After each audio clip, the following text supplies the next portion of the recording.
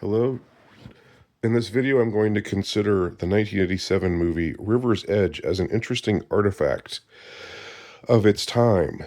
I remember this movie from when it came out, and I saw it in 1987. And at the time, it was getting all this buzz as, this really hard-hitting movie depicting the youth of America and what's gone wrong with the youth of America. What is up with our kids? What is wrong with our kids? You know, it was, this is what makes it an interesting artifact of the time period because all of this social commentary is extremely outdated now and mostly forgotten. But in the late 80s, in the mid to late 80s, there emerged this set of talking points, if you will, from left-leaning baby boomers who at the time were in their, I guess in their 40s. It's not like today when we talk about boomers and what comes to mind when you hear the word boomer. At the time, a baby boomer was still, relatively vital, and if not young, then not old. And and this kind of discourse again with amongst a lot of left leaning types of people is what's wrong with our youth. They don't care about anything. They're just nihilistic. They don't have any morals or principles or values. They're not marching like we were. They're not marching for peace. They're not marching for civil rights. They don't care about anybody but themselves. Uh, this was a critique that was being leveled at younger people at the time. Um, Now myself, I was age 16 or so. I was a self-styled, leftist. I think I still, thought of myself. I definitely, I know, I thought of myself as a communist at the time. At age 16, of course, you don't know anything when you're that age, so I forgive myself, and you should forgive me too. I was just a snot-nosed kid, but I was sort of with the baby boomer critique of the youth, uh, at the time, at that moment. Later, I saw that it was extremely self-serving, and I turned against it. Um, but I guess I've always been somebody who's gone against conventional wisdom. So I sided against my peers and said, "Yeah, what's wrong with us? We don't care about anything but money, and we're just crass and materialistic and almost sociopathic."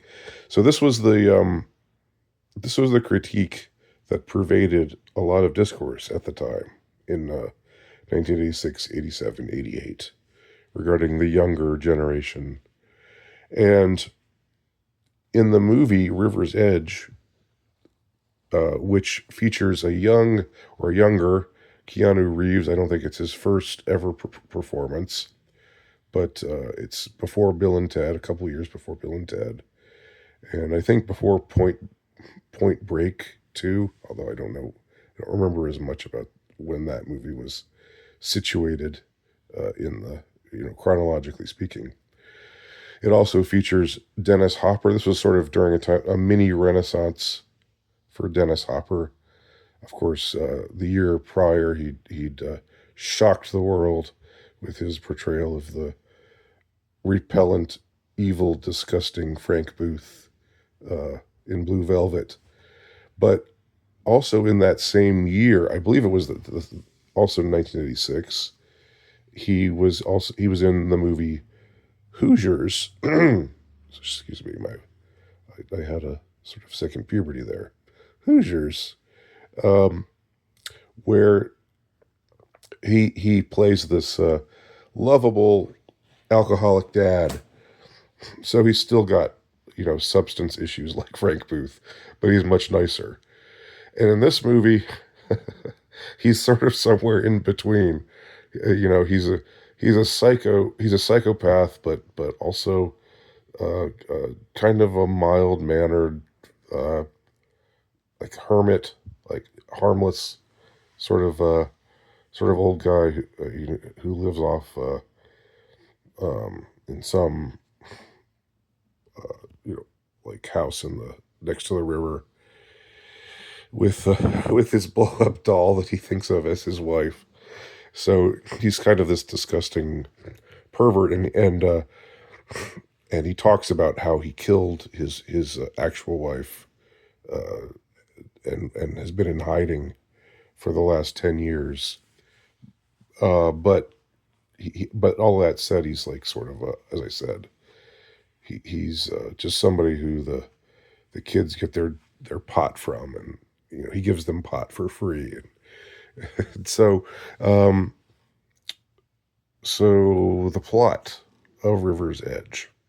What happens is, the movie centers around this group of sort of young burnouts, slackers, druggies, stoners, of whom Keanu Reeves is one. Oh, oh, and I forgot to mention the great Crispin Glover. he, he, this, if you thought he was out of control in some of the other movies that you've seen, if you thought he was out of control when he was a host on uh, David Letterman's show, then and he made Letterman. He pissed off Letterman so much that he just left the stage. I remember this. This is really getting into the weeds. But um, in this movie, he plays this speed freak, uh, and he's always wearing a stocking cap, and that there are this whole group. Is all they're. I don't know where this movie is set. It's probably somewhere I think it's in Oregon or Washington. So everybody's wearing flannels and stocking caps, and that's the sort of gear of these stoner type of kids. This group of kids who are on the fringes of their school culture, and uh, play hooky a lot. Skip class a lot, do a lot of drugs. Though they're not like bad kids, although maybe they are, because one of them was this. There's one member of this group who's a lot more kind of hulking and sinister. Uh, this big guy who with like a fat face and like a very I don't know the name of the actor. I should know. If this were some if I were being paid to make these videos, I would do a much more professional job. But I'm happy just slacking off a bit, since I'm just doing these for my enjoyment and for your torment in having to watch them. So, but this guy, this one member of the group, um, got got stoned one night and got into a fight with his girlfriend and strangled her, and now she's dead. And he tells the rest of the kids in the group that he killed her, and they don't believe him at first, but then he takes them to see her, and they're all like, "Oh shit!" No, they're not. They're not black. I don't know why. Why they suddenly became hood rats there for a second. No, but they're like, whoa, you really did kill her, man. Um, and the rest of the kids in the group, which include a couple of girls, uh, Ione Sky, is that how you say her name? She's one of them. Um, but the rest of the kids in the group don't really have much of a reaction to seeing this friend of theirs dead at the hands of this other friend of theirs. And that's sort of their lack of emotional response to this murder, to seeing the dead naked body of their friend. That's the heart of the social critique that is posed by River's Edge, because it's sort of implied that the kids in this movie are a representation, a what's the word, a microcosm. There's the word I was looking for. They're a microcosm of youth in general today, and they're all just they're just sort of living numb. They're numb to life, and they don't really it doesn't really strike them much one way or the other, the fact that this friend of theirs has been murdered by this other friend of theirs. And one of the group, uh, the speed the Crispin Glover speed freak guy, he takes it as his mission to try to protect the the murderer, the member of their group, this hulking guy, who committed this blonde, big fat tall, intimidating looking guy, who you could easily see uh, as a young violent psychopath. Uh, he's not sympathetic at all, but Crispin Glover has this perverse kind of desire to take care of him and shield him from the law, and make sure that he doesn't get arrested. And his reasoning is, that, well, yeah, whatever her name is, yeah, she's dead. There's nothing we can do about that. But he's our friend and he needs us. And so he's wanting to do all this stuff to protect the guy. And he takes his the guy out to uh, Dennis Hopper to live with Dennis Hopper.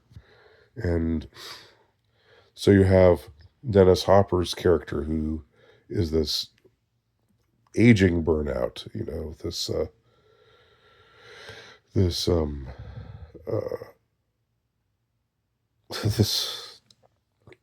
what how did I describe him before? This loser guy who has this unsavory side to him, but seems generally harmless, and he figures that he can hide away at this guy's place and be safe. The rest of the people in the group, the guys and girls in the group, don't really feel that much or care that much. The only exception being Keanu Reeves' character, who feels like a bit of a bit of a guilty conscience. Although it's suggested that with him, it's not so much that he has a guilty conscience as that he's guilty about not feeling guilty, which is a little convoluted. But it's sort of like, imagine you see something terrible happen. You see somebody doing something terrible to somebody else, and it doesn't do anything to you, but you're aware, like you don't have an emotional reaction to it, but you're also aware that you should have an emotional reaction, that it should bother you, and that's the indication that underneath the numbness, the drugged up numbness, the like the marijuana brained numbness that these kids are living, that at least among this one kid, Keanu's character, there's something suggesting a conscience. Now, there's there are things about this movie. Again, it was thought to be shocking at the time. Um, it's looking back, it loses a lot of the like the pow zing. Ooh, this is really, this is really edgy kind of vibe that it had in 1987. Just because you have certain things like uh, Crispin Glover's like just out of control performance. Excuse me. Um, and certain other elements that just seem seem kind of almost campy from today's perspective. Crispin Glover's, no, I mean, sorry, Keanu Reeves' character has a younger brother who's just this, like, he's a diabolical fiend. He's like just 10 years old, but he wears heavy metal t-shirts, and he has a dangling earring, um, and he just has this mean face, and he delights in tormenting his little sister. Like, he steals her doll and throws it in the river, and then comes back and says, "Ha ha ha! I drowned her. I drowned her." Um, and this kid uh, gets his hands on a gun, and we think at one point that he's gonna shoot Keanu because Keanu like gave up. He told the police about what had happened, and who had done it, and so so so this younger brother, this badass sociopathic, younger brother from a divorced family. The family's a mess, like the the parents are divorced.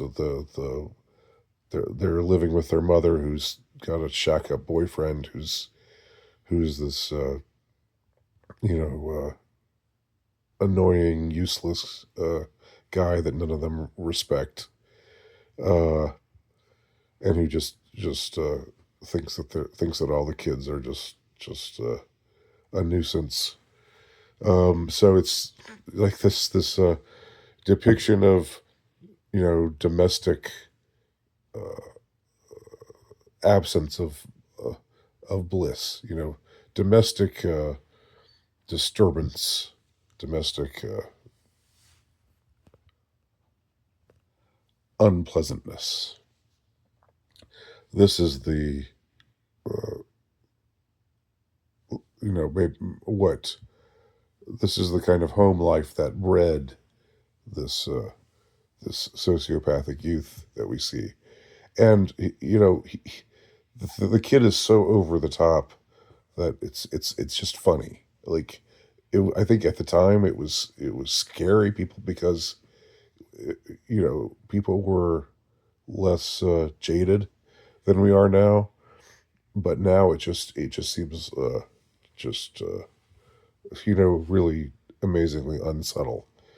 But Keanu talks him out of killing him. He pulls the gun on him, and then Keanu says, "Come on, man, put the gun away. Come on, I'm your brother." Um, and somehow that works, even though nothing we'd seen about this kid before would have indicated that he would have any mercy at all.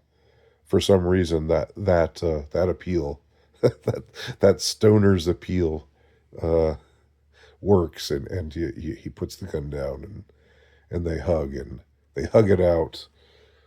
But what remains at the end of the movie is just this sort of sour taste in your mouth, because the whole idea is this nobody, why were none of these kids, why didn't they care at all about this murder, this what happened to their own friend.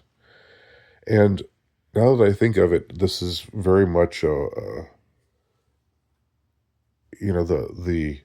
what Bret Easton Ellis wrote about in his first novel, Less Than Zero. He talks about how it was numbness as an emotion, that all the characters in that book just they go through their lives uh, doing whatever, like doing drugs and cheating on their girlfriends and boyfriends, and going to parties, and it's not really even though they're living hedonistic lives, there's not really a sense of pleasure about anything. It's like it's more like they're just numb to everything they do and everything they see around them. And that's, I think, the sort of thing that the maker of this movie was going for in in the kids that he depicted, the kids in this group, one of whom gets murdered, one of whom becomes a murderer. And there's even a character who's like the high school history teacher, I think, and he's this baby boomer who's saying, "Look, man, in the '60s, we were marching, we had we stopped a war, man. We pushed civil rights, man. Uh, what's going on now in the world? Why is this momentum for for in favor of changing the world for the better? Why has that all gone away? Why doesn't anybody care anymore?" Uh, and it's again very unsubtle, these harangues that this high school teacher is subjects his class to, uh, which is pretty much, it seems like it's pretty much the director or the writer speaking to the audience through this character very transparently. But it's interesting now, again, in retrospect, to have thought, or to have once had that the situation in the culture be that the baby boomers were the ones wagging their fingers moralistically, and the younger generation, Gen X, my generation, uh, again, I was 16 at the time of the release of this movie. We were depicted as uh, you know uh, uh, just like there was something wrong with us. Like we just didn't care. We were apathetic. We were slackers. We were not going to go on these crusades to save the world. If one of our friends died, we just shrugged and said, "Hey man, that sucks, but you got any weed?" you know that this was sort of the way that Gen X was being looked at the time, back then. And now to have, you know,